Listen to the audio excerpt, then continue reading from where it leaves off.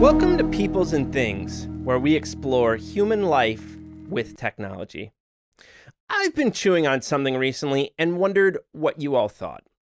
Maybe the general drift can be captured in a question something like this.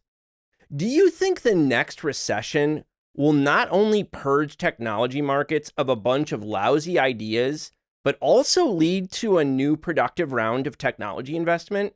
That is, do you think it will lead to improvement? I really want to know what you all think about this. I hope you'll comment below or send me an email or Twitter DMs or whatever. You know, I got started down this train of thought a few months ago. I remember the moment very vividly. As some of you know, I live in a cabin on the side of a mountain, and my property, in the ravine below my house, there's a creek. And I was down there one day with my kids. They were playing in the water. And I don't know, maybe I was rolling on a gummy or something, but I got thinking about how, over the past few months, it appears we are witnessing the death of a technology bubble. And I think I was in something like a Schumpeterian mood. I had the theories of Joseph Schumpeter in mind. Schumpeter is often considered the father of innovation theory or something like that. His vision focused on the role of entrepreneurs and innovation in generating new value in economies. He's probably most famous for his phrase, the perennial gale of creative destruction, which is the idea that capitalism constantly transforms itself by introducing new technologies, business models, and other changes that upend existing orders. Now, following Paul Nightingale and other folks, I believe that Schumpeter got a lot of things wrong. I think he particularly overplayed the role of entrepreneurs in innovation, when in reality, big established firms do most of the innovating in mature economies. But I think there's still value to Schumpeter's ideas. And my thought down by the creek was something like this. How did Joseph Schumpeter think about recessions? Because part of the perennial gale of creative destruction is the rise of new industries, which often have a lot of energy and froth going on in them. You see a bunch of companies, both old and new, rush into the space when a new market emerges. And maybe this is especially true when the market is rooted in a new or rediscovered technological potency. This rushing energy is part of what gives us value from industries, but it also probably creates a lot of bullshit and malinvestment or misinvestment, bad money. People end up putting money into things that make zero sense unless you are high. Technology bubbles are like a hot boxed closet. If you walk in, you're probably going to get stoned. So my question was something like, in this context, should Schumpeter have believed that recessions or bubble bursts would have a positive effect, both because it would clear out garbage and because it might lead to more productive investment in its wake? There turns out to be a small literature on this question, and I especially like this essay by Muriel Dahl-Pont-Legrand and Harold Hageman. Do productive recessions show the recuperative powers of capitalism? Schumpeter's analysis of the cleansing effect. Maybe someday I'll do an entire video on that article, but today I want to go down a different road, drawing on some other works on technologies and economies. Now, part of what we need to think about is how markets form around new technologies. Personally, I find the late economist Stephen Klepper's book, Experimental Capitalism, The Nanoeconomics of American High-Tech Industry, very helpful for doing this. Klepper was an evolutionary or neo-Schumpeterian economist, and in this book, he puts forward a picture of new technology markets and how they evolve. Part of this picture is that when you get a new market, you get tons of what are called entrants, which are new or existing firms, entrepreneurs, the whole list of possible individuals and groups who might get involved in a market. You know, when the automobile industry started, there were hundreds, maybe literally thousands of startup automakers in the US alone. That's the kind of intense energy and curiosity and exuberance you get in new technology markets. Then, very often, you get what's known as a shakeout. That is, in a very brief period of time, you get massive die-off. Most of the oodles of entrants become dead, fucking dead. Now, in this book, part of Klepper's picture is that often shakeout occurs when leading firms innovate their way to a place of dominance, and often what you end up with is an oligopoly. Like with automobiles in the US, we have the big three automakers, and that happened a long, long time ago, and innovation in the auto industry was led by companies like Ford and General Motors, who made it through the burst. Now, I think there's a lot of truth to Klepper's perspective. I find it convincing, but I also think that recent shakeouts have been driven in large part by finance and financial crises. And to add a layer here, I find it helpful to bring in another book, Brent Goldfarb's and David Kirsch's Bubbles and Crashes, The Boom and Bust of Technological Innovation. Goldfarb and Kirsch are really focused on investors, and what they argue is that two things that drive excitement and energy around new technology markets is first, uncertainty, no one knows how this is going to fucking go, and second, powerful narratives about how transformative and revolutionary this or that technology is going to be. Whatever your technological kink is, I'm sure it's going to be disruptive. Yeah, baby, disruptive. Now, you can think of these narratives as hype, if you like. That can be helpful. And then another special sauce you need in a technology bubble, according to Goldfarb and Kirsch, is naive investors or suckers or rubes.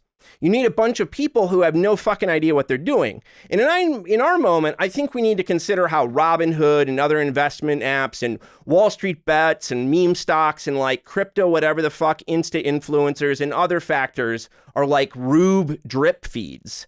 They're injecting suckers right into the market's veins, like mainlining the thing. The market's like, give me that hot, hot, hot suckerage. Give me all the suckers. I want it all.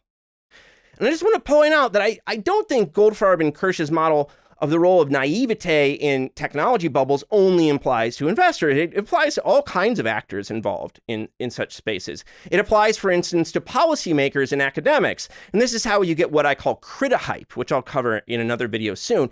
And the picture applies to Klepper's entrance, businesses trying to take a piece of that new market. For example, right now, I think we have a bubble around cannabis and vape stores where I live in Virginia. There's just tons of them. And then you watch one for a while and see how it is always empty. And you talk to the owner for a few minutes and you're like, oh, damn, bro, you have no business being in business.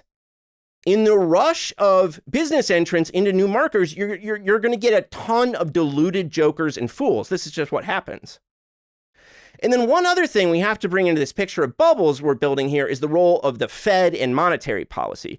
I think this is especially true of our moment because since the 2008 financial crisis and until this year, the Fed kept the interest rate at near zero. And I don't think we'll ever be able to exactly measure the percentage, but I think cheap money has driven a lot of the stupid technology ideas we've seen in the past decade. Fed rates have led to significant malinvestment, would be my hunch. But it's not just in our moment. A few days ago, I was reading Nelson Lichtenstein's forthcoming history of the Clinton White House titled A Fabulous Failure, and learned that Fed rates also played a role in the dot-com bust. So I think monetary policy is something we have to think about in a deeper way when we ponder our cute little asset bubbles and their crashes. Okay, I think you can see where the picture I'm painting is headed. What happens that at the end of a business cycle or technology bubble is that you have a dip, some economic downturn, and that leads to panic and people pull out. Where you end up, especially with a business cycle that's lasted as long as our current one has, is that you have a bunch of bad investment in lousy ideas, and you have a bunch of unprofitable, stupid companies around, and some of those remain, but many more die. They die horrible deaths. Then, hypothetically, after a period of dormancy, you get investment in a new round of ideas that seem potentially productive. This is what I'm wondering about. So now we have some kind of picture on our hands, though it feels a little baggy and could use tightening, I'm sure. But let's turn to our moment for a second. Now, I made a two-part video on hype in our present moment. And in those videos, I argue that we've been in a technology bubble for the past decade. You know, and it includes things like AI and VR and self-driving cars and big data. You remember big data? And the sharing economy and streaming video and social media and crypto and all this other shit. Now, I will link to those videos below, but in this video, I'm just going to state as a matter of fact that we've been in a bubble. My question today is how this wave of hyped and bubbly technologies relate to this picture of naivete and malinvestment that I painted. And by the way, I don't make predictions, I make bets. No one knows the future. I'm talking about what my belly, informed by thinking and study, is telling me about this recent wave of hype technologies. And also, nobody knows what's going to happen with our economy. Some banks are forecasting a mild recession, but did you hear that Odd Lots interview with Nouriel Roubini about his new book, Megathreat? Whew! Granted, that guy's whole business model is bearishness, but it's a real barn burner. You should check it out if you were thinking about hiding in a bunker in your backyard for the next couple years. I'll put a link below. Anyway, let's get into how our current bubble has led to malinvestment. And I think the right place to start with is we are the Uber of X. Did you ever hear people saying that? The Uber of X. Now, Uber is the ride-sharing firm, so it's like, okay, we're going to do that. We're going to have an app, but it will be for like trading designer clothing or something like that. And you're like, oh, really? Do you think that's going to be a big moneymaker? Really? But here's the thing. Uber is an unprofitable firm. They are more than $20 billion in debt. Some of my friends believe that Uber is structurally unprofitable and that there is no hope and that in the long run, the company is fucked. But even if the firm does manage to become profitable, there is little chance that it is ever going to be anything other than a low margin operation. The chances that it's going to be some high growth company raking in cash seem to be minuscule. So I think in the end, saying we are the Uber of X is an overly complicated and sophisticated in the sense of sophistry way of saying we're fucking morons. That's what I think about how it's going to go for those we are the Uber of X companies. This leads me to another area that we've seen a bunch of silliness in recent years, and that is deeply connected to the sharing economy Uber of X thing. All of the activity that we've been seeing around delivery. Did you hear that FedEx was killing and Amazon is backing off their sidewalk robot delivery programs? Whether it's apps involving underpaid workers or new technologies, startups have been like, you know what I think the next technological revolution involves? Delivering things to people's houses in businesses, huh? What do you think about that? Sounds pretty good, right? And it's like, let me tell you something, Sonny. Way back in the day, in the year like 1999, a bunch of college kids would be slumped around a dorm room or apartment, high as hell and paranoid as all get out. And the debate would be, who is going to order the pizza? And then finally, after a great deal of hemming and hawing, someone would get up the guts to pick up the phone, and then you know what would happen? A pizza would arrive at your door. And it would be very awkward and scary, but it worked. It actually worked. Just with a phone, not even a cell phone, but like one of the ones you plugged into the wall. It worked. I bet you didn't know that. Yeah, so my bet is that we'll see death here. Death around delivery. Let me think about that. Do I even have to talk about NFTs? I mean, fucking cartoon monkeys? Do you think those are going to survive the next significant economic downturn? And then let's talk about the metaverse for a second. The metaverse. Well, we've already seen an enormous downturn around metaverse real estate in terms of both value and volume of transactions. But can we talk about how poorly Meta, that is Facebook, has been performing? I mean, Meta's performance literally made investment guru Jim Cramer cry on TV. Did you see that? This is the thing, folks. Facebook and Google are fucking advertising companies. And Mark, your webpage sucks. That's it, man. They're ad companies. So are we surprised when an economic downturn leads other companies to buy fewer ads and this seriously hurts them? And meanwhile, Facebook is blowing billions of dollars a year. I think it's in the vicinity of $15 billion this year alone, trying to build the fucking metaverse. It's an enormous bet that this new technology market is going to take off and save them from their stagnation. But I don't know, what do you think the chances are that a mature, bureaucratic, incumbent corporation like Facebook is going to break open a hot new technology market?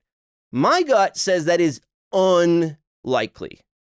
For some reason, when I listen to Zucks talk about things today, my immediate thought isn't visionary. And I'm not even going to talk about Web3. Jesus, here's the deal.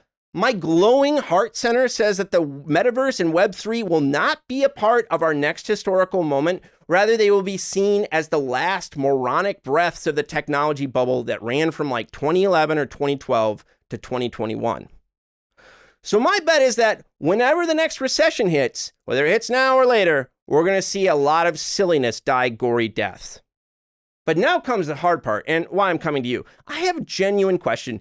Do you think that if the next recession has a cleansing effect on the technology market, it will lead to wiser and more sober investments? And if so, what do you think that new wave of technology is going to be? And please, please don't say Web3 or the metaverse. Please, please, please, God, please. Now, I know I'm asking you about the future. No one knows the future, but I want to know what your thinking-informed belly says. What does your belly say, my friend? You know, something you find in books such as Robert Brenner's The Economics of Global Turbulence and Aaron Benenav's Automation and the Future of Work, and that also came up for me recently in that Lichtenstein-Clinton book manuscript I mentioned earlier, is that since the 1970s, capital has been having a really difficult time finding places to put money that have high rates of return.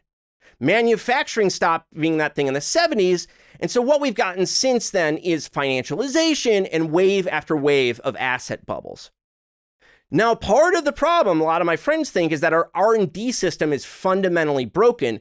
We just aren't seeing the creation of new significant technological potencies that would lead to both new big industries and significant shifts in quality of life. That's why we're getting fucking NFTs and Web3 and Grubhub, is because we are playing with the scraps of technologies that first emerged in the 1950s and 1960s. We're trapped in a recurrent system of superficial technological change, and we can see that in many economic measures. So my friends think we have to totally reform our research system, and I'll be talking about that idea in future videos. I partly agree with them, but there's lots of ways this line of thinking can go wrong, including the so-called entrepreneurial state view. I think that has a lot of problems, and I will go into great detail about why I think that is. But this brings me to something else I've been chewing on a lot recently. Maybe what we need to do is use the power of the state to create new technology markets around social goods. And two places I think about this most is around, first, housing. We have significant housing crises in this country. And second, climate change. Now, I don't think we have to use a lot of planning in the old sense of literally like, a committee of planners, like designing society. I think we can use standards and markets of various kinds to do a lot of this work. We don't have to literally plan, though we'd have to do some planning.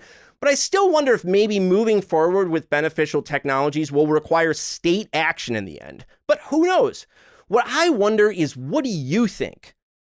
Do you think the next recession will not only purge technology markets of a bunch of lousy ideas, but also lead to a productive round of technology investment? Or do you think for real positive change, we need some kind of deeper changes in our society to happen? What do you think? Let me know. I am genuinely curious.